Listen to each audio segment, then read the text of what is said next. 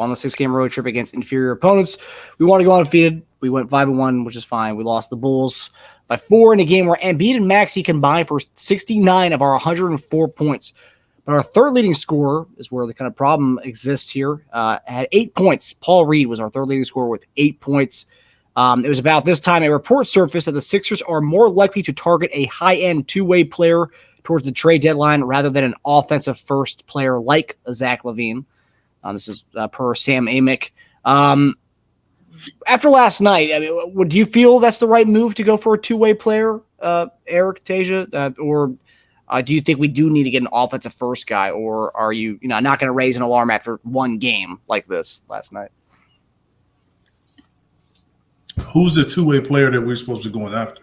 I mean, that's what it kind of, we're throwing straws on. Like we just throw what a type of player out without saying who that type of player is.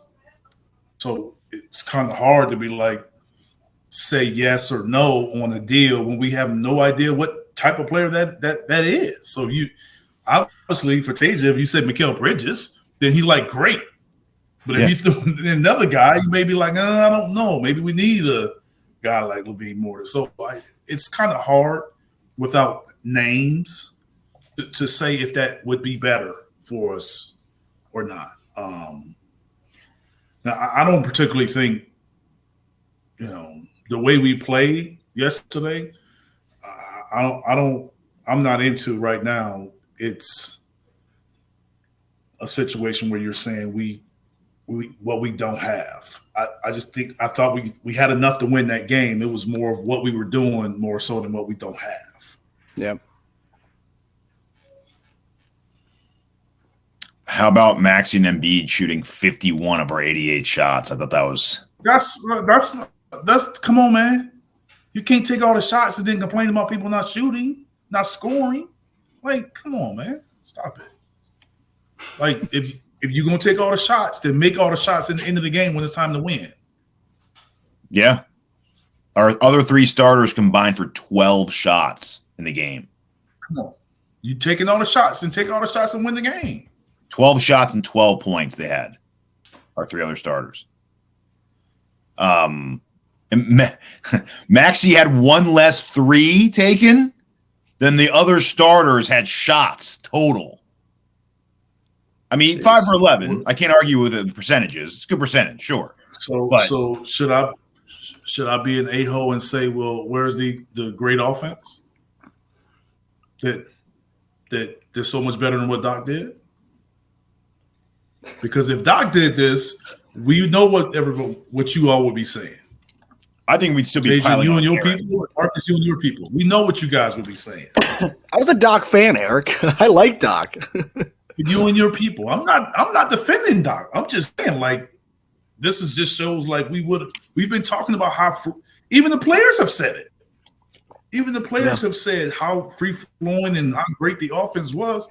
And I'm saying all I'm seeing is 2-man game pick and roll with Maxey and Joel. Dribble handoffs, yeah.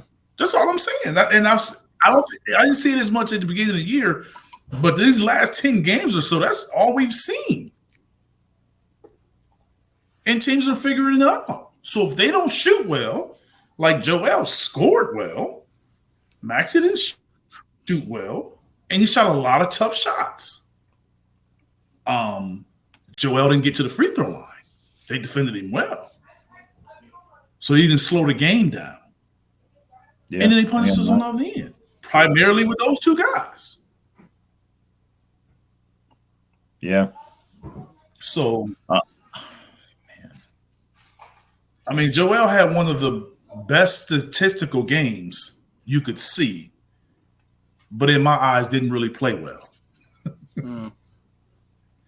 So at the end of the game, when I know he missed time, I was like, because he called to come out in that 4th quarter. He called to come out when they took him out. So I thought he was injured or something. When Maxey had that turnover and he kind of twisted, and then he pointed right to the bench and went out. He never even came back on the court. It wasn't like a guy was at the scorer's table waiting for him. If you go back and look at that play, they threw that turnover. He went over there and went to the sideline, pointed to the bench, and walked to the bench. and went out, and they never came back for a while. Even when they were down, like it took a minute for him to come back. So, and then when he came back in, to me, it just wasn't the same. I mean, he couldn't get out on pick and rolls. He couldn't get out on shooters. Guys were getting rebounds over top of him. Offensive rebounds, like went in to finish, didn't really finish at the rim. He like looked hesitant and timid a little bit. So that's why I'm like, well, maybe that was it.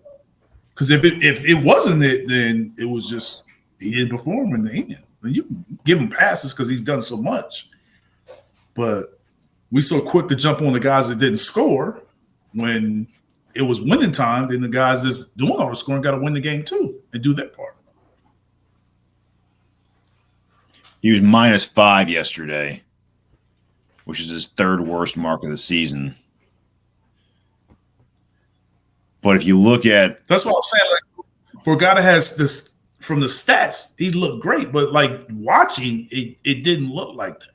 It didn't look dominant as the number said, like the number said it did.